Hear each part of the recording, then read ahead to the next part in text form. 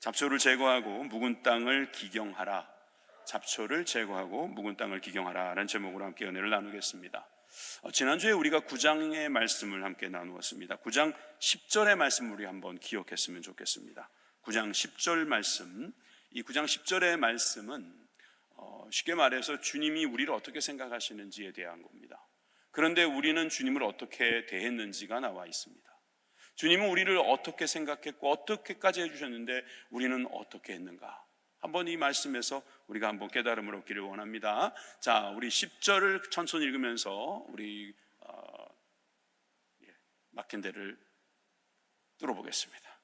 자, 시작. 옛적에 내가 이스라엘을 만나기를 광야에서 포도를 만남같이 하였으며 너희 조상들을 보기를 무화과 나무에서 처음 맺힌 첫 열매를 봄같이 하였거늘 그들이 바알보올에 가서 부끄러운 우상에게 몸을 드림으로 저희가 사랑하는 우상같이 가증하여 졌도다. 광야에서 어떻게 포도를 볼 수 있겠습니까? 이건 굉장한 어떻게 보면 축복이죠. 그것을 세상 사람들 행운이라고 말할지 모르지만 하나님께서는 우리를 이 광야에서 포도를 보신 것과 같이 그렇게 반가워하시고 놀라워하시고 기쁨을 감추지 못하신다고 하시는 거죠. 우리도 그렇게 우리 주님을 생각해야 될 줄 믿습니다. 여러분, 주님께서는 우리는 첫 열매처럼 생각하시는 거예요. 첫 아들, 첫 딸, 첫 직장, 여러분 첫사랑, 듣기만 해도 설레이고 기쁘지 않습니까? 그런 우리들이 바알보올의 그 사건을 생각하면 너무나 안타깝죠. 사실 그런 어떤 간음 또는 아주 음란한 일들이 우리 영적으로 너무나 많기 때문에 이것을 다른 말로 우상이라고 말하는 거죠. 우상 숭배는 영적인 간음입니다. 우리는 이 우상 숭배에 대하여 너무나 어떻게 보면 하나의 정형화해 놓는지도 모릅니다. 어떤 조각으로 만들어진 것만 생각하고 또는 우리가 거기에 가서 엎드리거나 또 절하거나 돈을 내거나 뭔가를 소지하거나 그런 것만 우상이라고 생각하기 쉬운데 그렇지 않습니다. 내 마음을 빼앗기고 거기서 즐거움을 찾고 그것으로 인하여서 나의 시간이 허비된다면 이것은 분명히 우상 숭배이고 바알보올의 사건이 제차 3차로 반복되는 것이라 할 수 있겠죠. 사실 오늘 우리가 보게 될 이 호세아 10장은 지난번에 보여드린 표에서와 같이 여러분 심판에 대한 내용이 들어 있습니다. 표를 다시 한번 보여드리면, 자, 10장의 내용까지 이스라엘의 고난과 하나님의 공의, 다시요, 이스라엘이 받을 고난, 징계, 징벌, 이것과 그 다음에 하나님의 공의, 이 공의에 대한 것까지 우리가 알아야 됩니다. 하나님은 공의로우신 하나님, 거룩하신 하나님이시기도 하지만 공의로우신 하나님이시다, 이것까지 알게 되시기를 바랍니다. 그러니까 하나님은 그 공의의 하나님이시기 때문에 심판하실 수밖에 없어요. 심판하신다는 사실을 우리가 알고 깨닫고 회개하고 돌아가야 될 줄 믿습니다. 이 구도가 이 10장까지 있어요. 사실 이 10장까지 오면서 여러분들은 반복되는 내용 같기도 하고 우리가 죄인이라고 그러고 왜 우상 숭배하지 말라 그러고, 그러니까 아마 여러분들 들으면서 참 불편하셨을 겁니다. 이제 다음 주부터 11장부터는 이제는 회복, 구원, 사랑 이런 내용들이 이제 될 거니까 조금 낫겠습니다만 오늘 한번 진지하게 이 말씀까지 들으시면 참 좋겠다 하는 생각이 듭니다. 오늘 두 가지로 나누어서 볼 텐데요. 첫 번째는 두 마음을 뽑아버리라. 한번 따라해 보시겠습니다. 두 마음을 뽑아버리라. 뽑아버린다. 이것은 약간 농사 짓는 것 같죠? 제목에도 보면 잡초를 제거해라 그랬잖아요. 뽑아버리는 게 필요해요. 그걸 놔뒀다가 나중에 어디 국을 끓여 먹을 필요가 없습니다. 놔둔다고 해서 어떤 우리가 기대하는 알곡이 좋아할 리가 없어요. 친구 노릇 안 합니다. 도리어 뽑아주는 게 좋습니다. 그게 무엇인가? 구체적으로 오늘 본문은 두 마음이라고 말하고 있습니다. 오늘 15절까지 다 읽기 어려워서 9절부터 읽었습니다만은 오늘은 1절부터 15절 말씀을 아주 짧게 잠깐씩 보도록 할게요. 자, 1절에서 2절 말씀을 보시는데 2절 상반부까지만 읽도록 하겠습니다. 시작. 이스라엘은 열매 맺는 무성한 포도나무라. 그 열매가 많을수록 제단을 많게 하며 그 땅이 번영할수록 주상을 아름답게 하도다. 그들이 두 마음을 품었으니 이제 벌을 받을 것이라. 이스라엘을 주님께서는 무성한 포도나무라고 말씀하신 것은 그만큼 하나님께서 복을 주셨다는 것입니다. 앙상한 포도나무가 아니에요. 무성한 포도나무라는 것은 잎사귀도 많고 열매도 많이 달릴 수 있어요. 그래서 그 열매가 많아질 수 있었습니다. 그런데 이 많을수록 제단을 많게 하고 그 땅이 번영할수록 뭐가 많아진다? 주상을 아름답게 하는 게 많아진다. 자, 제단과 주상도 노란색을 칠했어야 될 것 같아요. 여러분, 우상 숭배를 하는데 제단을 만들고요, 우상 숭배를 하는 데 있어서 우상을 만드는 거예요. 사람의 손으로 만든 것을 마치 신이라고 생각하는 이 잘못된 이스라엘의 모습. 하나님께서 복을 주셨는데 그 복을 가지고 도리어 우상 숭배에 힘쓰고 있는 모습. 호세아가 예뻤을 것 같지 않아요? 호세아는 그 정말 사람 좋은 사람 같은데 호세아를 만난 것도 참 복이지 않습니까? 그런데 어떻게 그럴 수가 있냔 말이에요. 어떻게 그 남편을 버리고 심지어 자식까지 낳았는데 또 그런 진짜 입에 담을 수 없는 짓을 하냐 말입니다. 이해가 되지 않습니다. 이해가 되지 않는 이유가 뭐냐? 우리는 안 그럴 거라고 생각하기 때문입니다.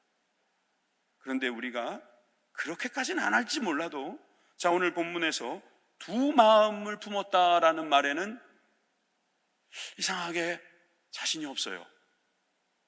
우리 마음에 두 마음이 있다면 이제 벌을 받게 될 것이다, 이런 말씀을 하시네요.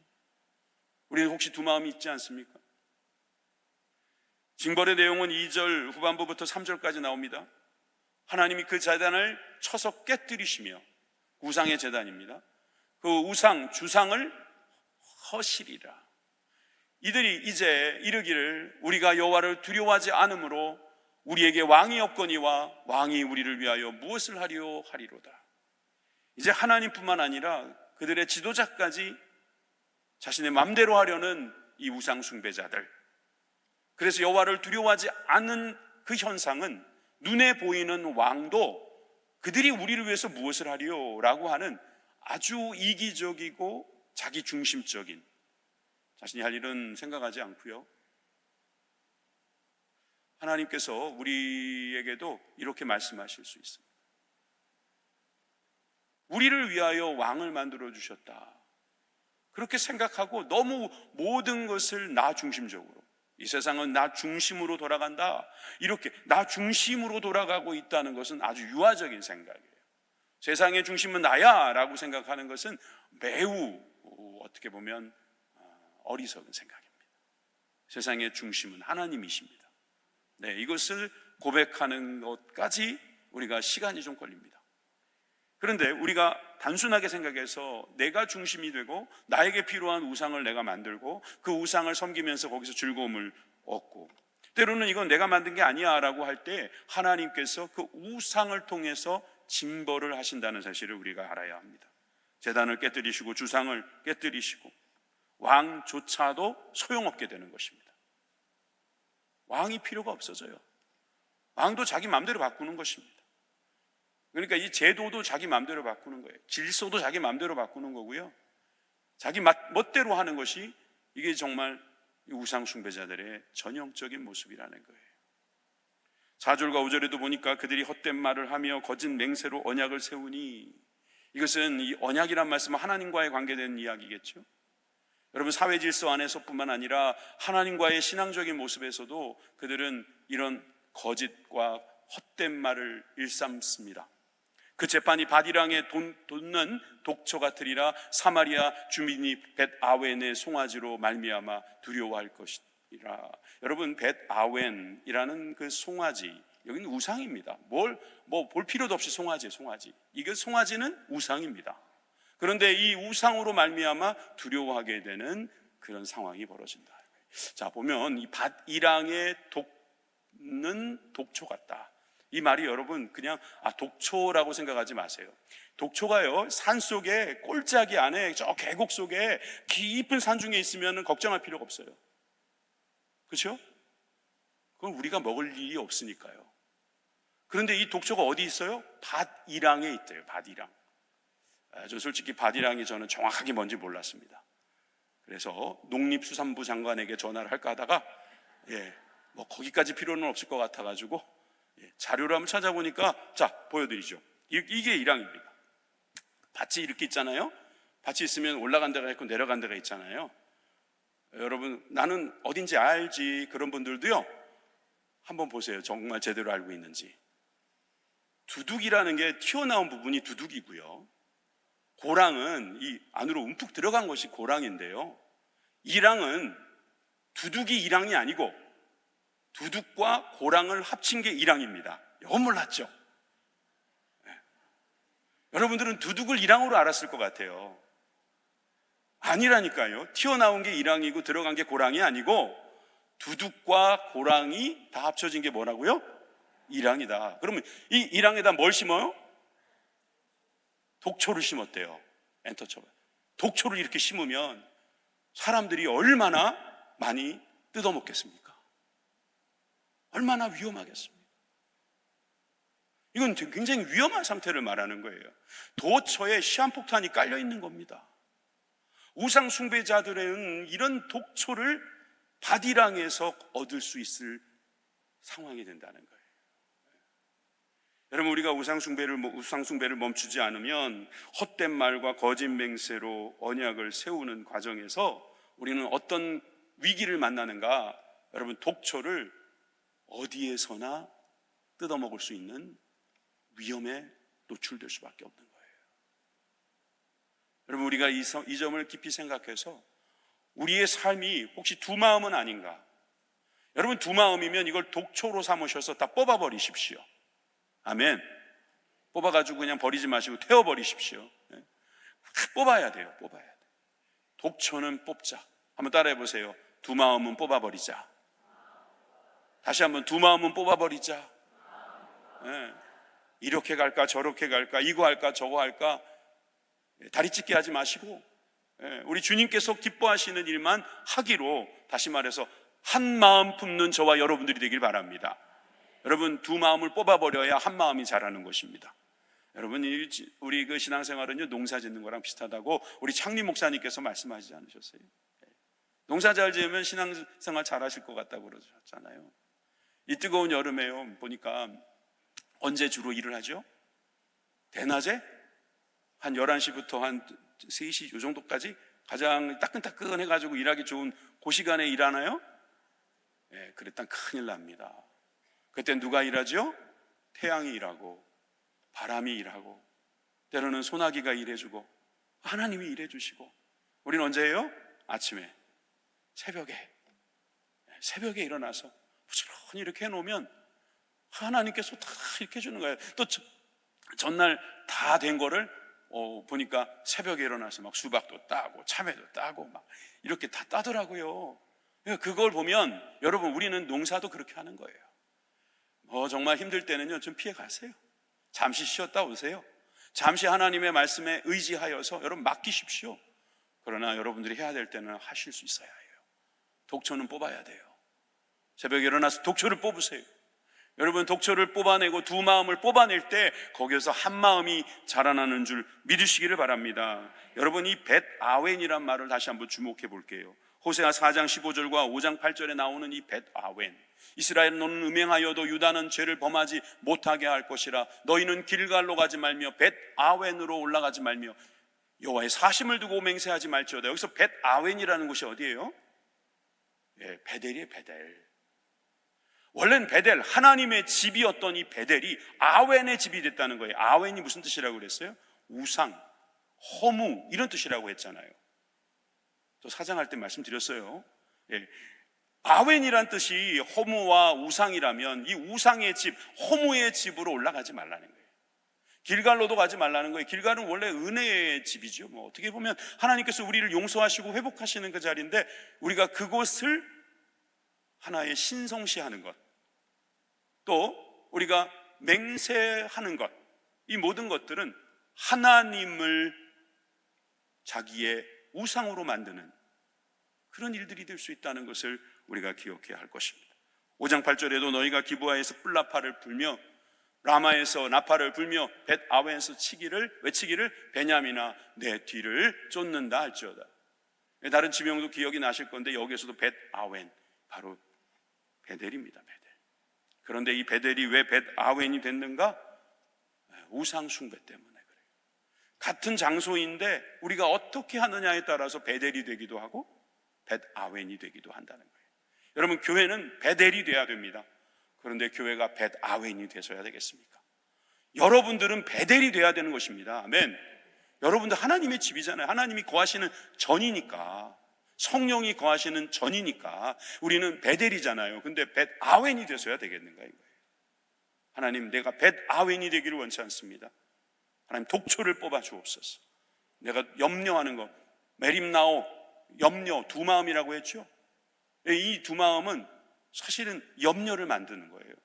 여러분이 염려뿐만 아니라 우상숭배는 염려하고 두려워하고, 여러분 그로 인해서 많은 사람들이 거기에서 패배를 하게 됩니다. 무릎을 꿇게 되죠. 그래서 우상에게 그냥 굴복하고 우상에게 끌려다니는 거예요. 그래서 하나님께서는 벳 아웬을 베델로 만들기를 원하십니다. 그래서 엘베델, 이런 축복이 여러분들 가운데 있기를 주님의 이름으로 축복합니다. 여러분 5절 후반부부터 6절 전반부에도 계속해서 하나님은 징벌을 경고하십니다.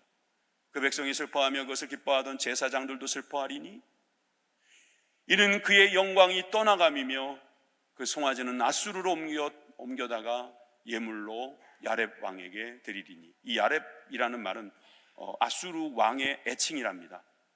별칭이래요. 그래서 이 아수르의 왕에게 예물로 드릴 수밖에 없는 그런 심판이 찾아올 것이다 경고하는 거예요.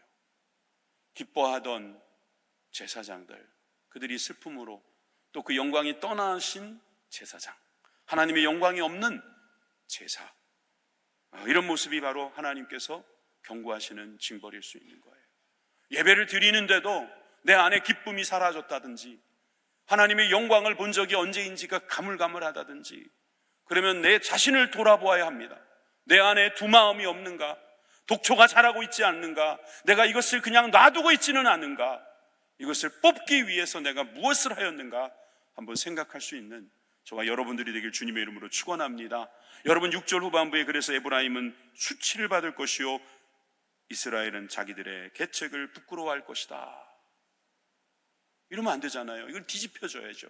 에브라임은 수치를 받지 않을 것이며 이스라엘은 자기의 계책을 부끄러워하지 않아도 될 것이다. 이렇게 돼야죠. 은혜를 받고 용서를 받고 하나님께서 주시는 기쁨이 회복되는 저와 여러분들이 되기를 바랍니다. 여러분, 이것은 계속되는 징벌이지만 이 징벌 가운데는 하나님의 경고가 있기 때문에 이 경고를 듣고 회개하면은 아직 기회가 있다고 저는 믿어요. 여러분 7절과 8절도 같이 읽어봅시다. 시작. 사마리아 왕은 물 위에 있는 거품같이 멸망할 것이며 이스라엘의 죄 곧 아웬의 산당은 파괴되어 가시와 찔레가 그 제단 위에 날 것이며 그때에 그들이 산더러 우리를 가리라 할 것이요 작은 산더러 우리 위에 무너지라 하리라. 이건 멸망과 파괴와 죽음에 대한 경고예요. 이것은 주님께서 심판하실 때 멸망시키겠다, 파괴하겠다, 가시와 찔레가 있는 그런 죽음을 주님께서는 약속하신 거예요. 여러분, 오죽하면 이 거품같이 사라질 것이라고 말했겠습니까? 원어로 보니까 이 거품이라는 것은 나무 가지 아니면 나무 토막 아니면 나무 잎사귀라고도 할 수 있다고 해요. 마치 물 위에 떠 있는 것이 언제 있는가 했는데 사라진 것처럼 말이죠.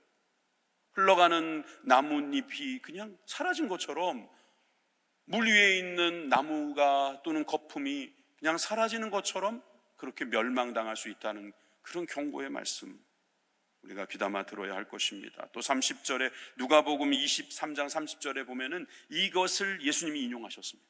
이 말씀을 그대로 인용하셨어요. 그때의 사람이 산들을 대하여 우리 위에 무너지라 하며 작은 산들에 대하여 우리를 덮으라 하리라. 이게 어디서 나온 말씀이에요? 바로 호세아에서 나온 말씀을 예수님께서 인용한 거예요. 무너진다는 거예요. 회개하지 않으면 제 아무리 경고를 준비를 하고 경계를 해도 무너진다. 그러니까 우리가 빨리 이 두 마음을 뽑는, 이 독초를 뽑는 그런 놀라운 은혜가 있기를 주님의 이름으로 축원드립니다. 자, 두 번째 묵은 마음을 갈아엎으라. 오늘 두 가지 아주 간단합니다. 두 마음을 뽑아버려라. 그 다음에 묵은 마음을 갈아엎으라. 여러분, 묵은 마음을 갈아엎어라 라는 말씀을 우리가 잠깐 듣기 전에 주님은 징벌에 대한 이야기를 멈추지 않으시는 것을 우리는 봐야 합니다. 그럼에도 불구하고 이 징벌을 말씀하시는 중에도 주님께서는 회복의 기회가 있음을 언뜻 보여주고 계십니다. 우리 하나님 그런 분이십니다. 우리가 징벌을 받을 것이다. 예를 들어 이런 거잖아요. 아이들한테 키워보면은요, 아이들한테 경고를 하죠. 둘이 막 싸운다면, 형제들끼리 막 싸우지 마.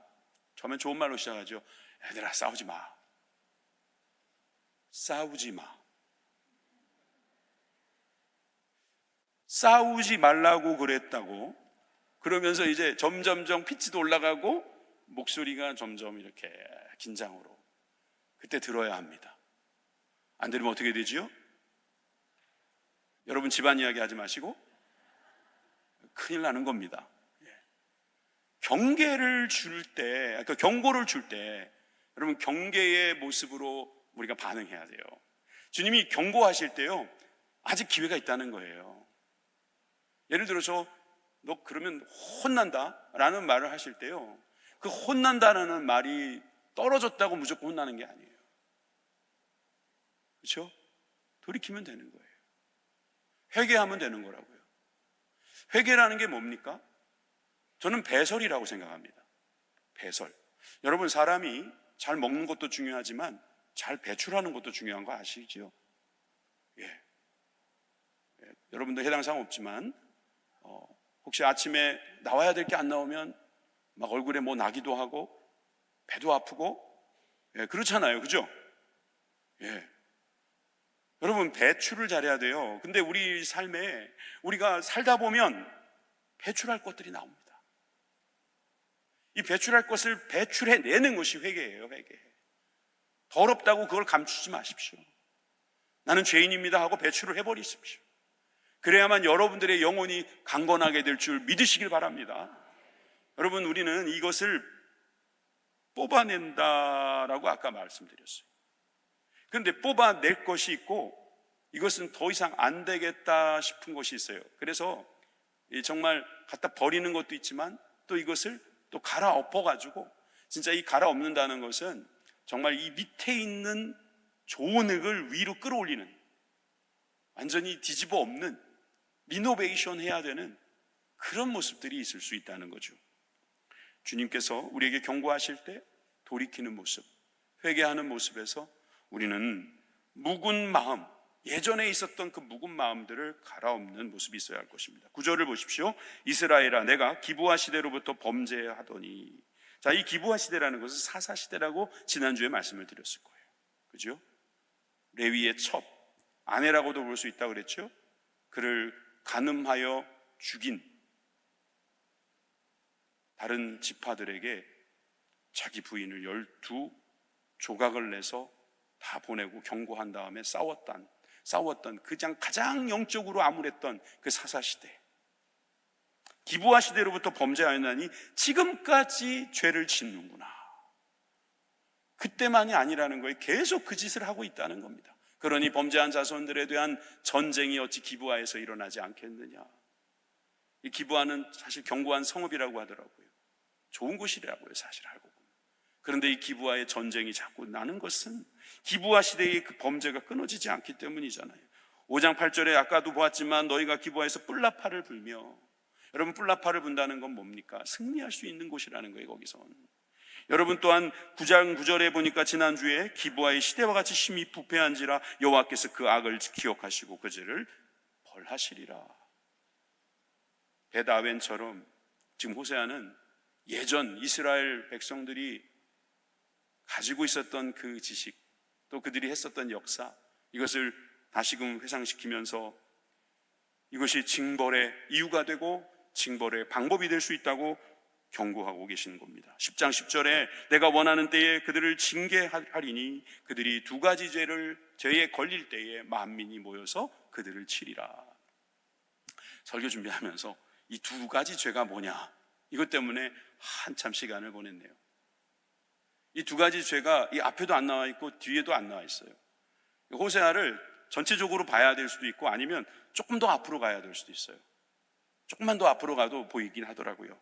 자, 먼저 2절과 3절, 2절 후반부터 3절에 보면 하나님이 그 제단을 쳐서 깨뜨리시며 그 주상을 허시리라. 이건 영적인 거예요. 종교적인 거라고 말할 수 있어요.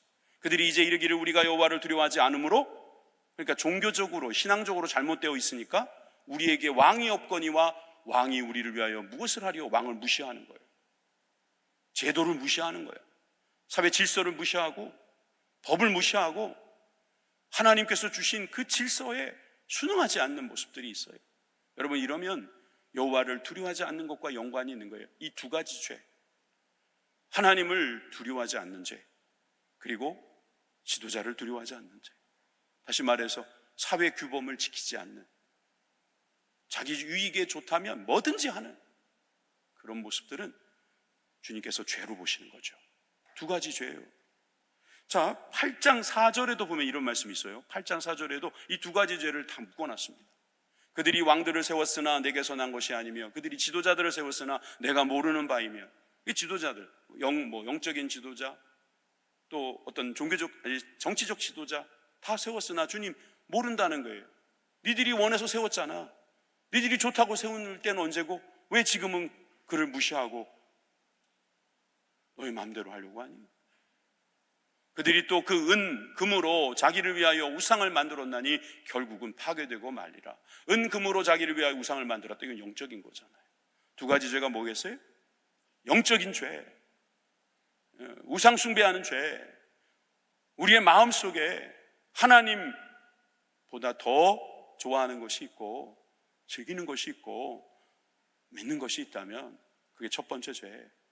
두 번째 죄는 우리가 사회생활하면서 하나님께서 가르쳐 주신 그 말씀대로 순종하지 않고 자기 마음대로, 자기 멋대로, 자기 유익에 좋은 대로 행했던 것, 이 두 가지 죄를 말씀하시는 겁니다. 여러분, 이 두 가지 죄를 걸릴 때에 만민이 모여서 그들을 치리라. 다른 이방인들이 모여가지고 결국 이스라엘을 공격하게 될 것이다. 그 경고는 이루어졌습니다.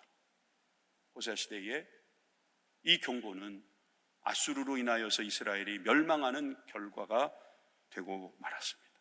순종하지 않았기 때문이죠. 호세아 10장 11절에 보면 에브라임이 마치 길들인 염소 같아서 곡식 밟기를 좋아하나. 자, 이 말씀도 좀 어려워요. 아까 그 두 가지 죄를 찾는 것처럼 조금 생각을 해야 되는 것도 있지만 이거는 원어나 그 당시의 배경을 알아야 돼요. 길들인 암소 그러면 좋은 뜻 같죠? 그리고 곡식 밟기를 좋아한다, 일하는 걸 좋아하는 것 같다, 이렇게 긍정적으로 볼 수 있어요. 그런데 이것은 이런 의미도 있습니다. 그냥 타성에 젖어 있는 암소. 그래서 새끼를 생각하다가 보니까 그냥 곡식 밟기만 막 하는 거지 실질적으로 일을 하지 않는, 정말 하나님의 말씀대로 순종하면서 그 말씀이 그러한가 하여 베레아의 교회처럼 정말 신사적이어서 그 말씀대로 살아보려고 노력하는 것이 아니라 그냥 타성에 젖어 있는, 말 그대로 형식적으로 생활하고 있는 그 모습들도 여기에서 찾을 수 있는 겁니다. 길들인 암소 같아서 곡식 밟기를 좋아하나 그러나 내가 그의 아름다운 목이라는 말은 주님께서 원래는 아름답게 하셨다는 거죠. 에브라임은 원래는 아름다운 민족이란 말이에요. 그런데 멍에를 메우고 에브라임 위에 사람을 태우리니 유다가 밭을 갈고 야곱의 흙덩이를 깨뜨리리라. 좋은 말이 아니에요. 고생한다는 말이에요. 유린당한다는 이야기예요. 대우받지 못한다는 거예요. 아름다운 목을 만들어 주셨는데 그 하나님을 사랑하지 못한 결과가 저렇다는 거예요. 그럼 어떻게 해야 됩니까? 자, 12절을 같이 읽겠습니다. 오늘 10장에서 12절은 핵심 구절입니다. 자, 다음 주에 제가 이거 가지고 할 것 같습니다. 여기에서 문제를 낼 거예요. 예상 문제입니다. 자, 12절 시작. 너희가 자기를 위하여 공의를 심고 이내를 거두라. 너희 묵은 땅을 기경하라. 지금 이곳 여호와를 찾을 때니 마침내 여호와께서 오사 공의를 비처럼 너희에게 내리시리라. 아멘. 아멘. 자, 우리 두 줄만 먼저 보시면 자기를 위하여, 여기서는 이기적인 자기가 아니라 내가 나에게 해야 할 일이 있다는 거죠. 먼저 공의를 심으라는 겁니다. 그리고 인애를 거두라는 거죠. 심고 거두는 거예요. 그리고 너희 묵은 땅을 기경하라. 이 기경하라는 말이 뭐라고요? 니루라는 히브리어를 써요. 이 니루라는 말은 그 영어로 break up, 깨뜨린다 이런 뜻이 있지만 밭을 일구다 갈아엎다 이 말이에요. 뭉친 흙을 깨뜨리고 또 이제 영양가 없는 그런 흙들을 다시 밑으로 집어넣고 영양가 있는 흙을 바깥으로 꺼내는, 갈아엎는 이런 니루, 이 기경은 우리의 마음에 있는 묵은 생각, 묵은 땅들을 처리하는 방법인 것입니다. 그런데 이것은 구체적으로 공의를 심고 인애를 거두는 것이 바로 묵은 땅을 기경하는 거라고 할 수 있어요. 자, 저를 다시 한번 보여주시겠어요? 여러분, 공의가 뭡니까? 제가 설명하면서도 여러분들이 어려워하는 걸 느꼈고 또 도전하겠습니다. 정의는 뭡니까? 공의와 정의를 구분하실 수 있습니까?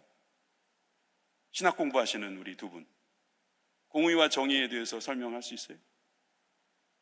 쉽지 않아요. 그거 굉장히 어려워요. 그런데 이번에 한번 우리가 참 생각해 봐요. 공의와 정의를 우리가 참 비유하기 좋은 게 하나 있다고 예전에 말씀드렸어요. 어떤 환자가 있어요. 이 환자가 지금 골든타임에 걸려서 빨리 의사에게 데려가지 않으면, 응급조치를 하지 않으면 죽어요. 자, 그랬을 때 보니까 빨간불이에요. 그래도 지나가 버려요. 응급차도 아닌데 비상등 켜고 막 달려요. 과속도 조금 하고. 그런 일이 없기를 바랍니다. 그런데 그랬으면 이거는 무엇은 되었고 무엇은 안 되었다라고 말할 수 있어요. 공의는 되었으나 정의는 깨졌다, 이렇게 말하는 거예요. 정의사회 구현, 이런 말 많이 했죠. 법대로 하라는 거예요. 정의는, 법은 그냥 무조건 지켜야 된다는 거예요. 이유 불문하고 무조건 지켜라, 이게 정의고요. 공의는 뭐예요? 그 사람을 생각하는 거예요.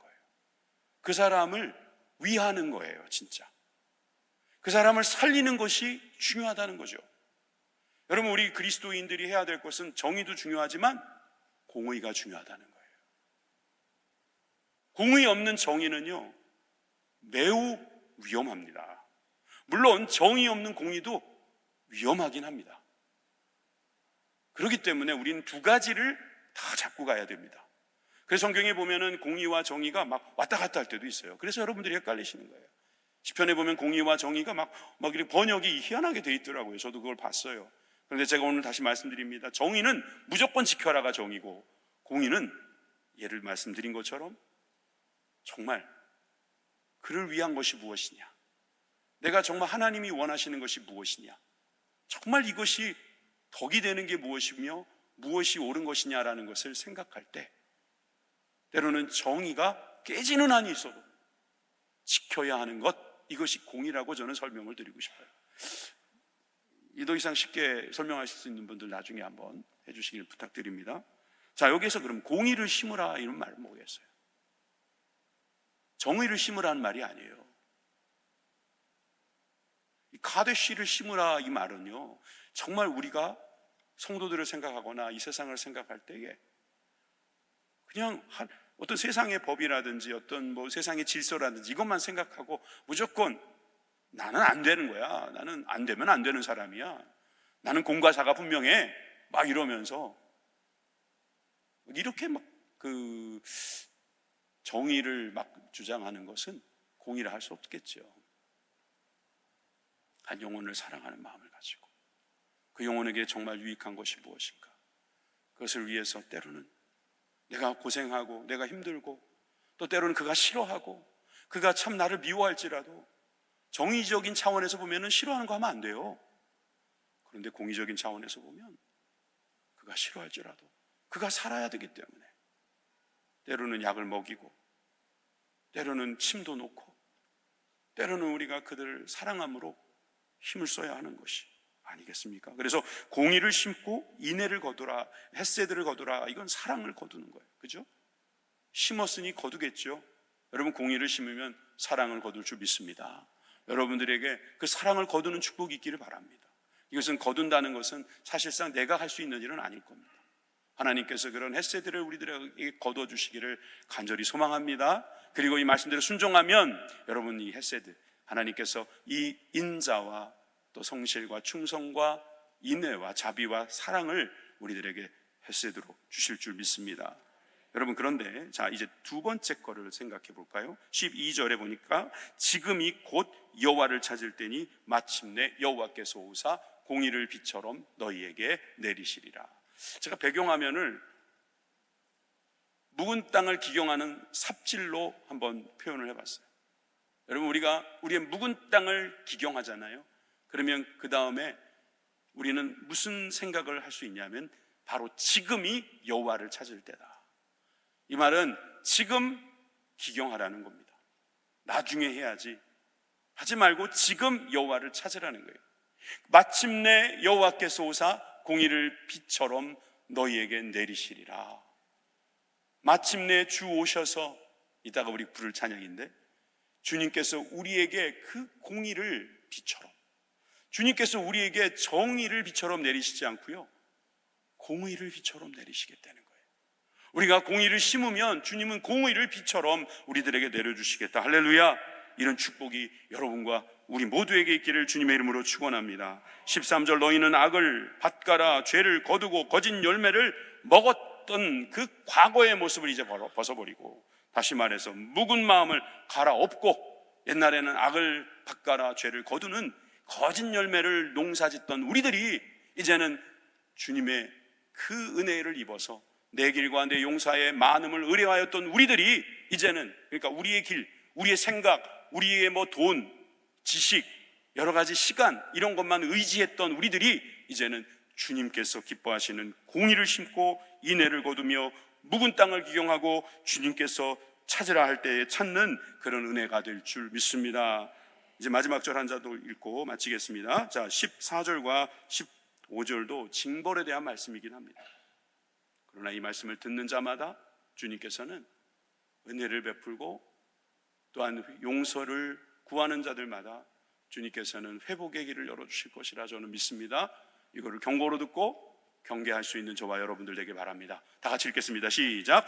그러므로 너희 백성 중에 요란함이 일어나며 내 산성들이 다 무너지되 살만이 전쟁의 날에 벳 아벨을 무너뜨릴 것 같이 될 것이라. 그때에 어머니와 자식이 함께 부서졌도다.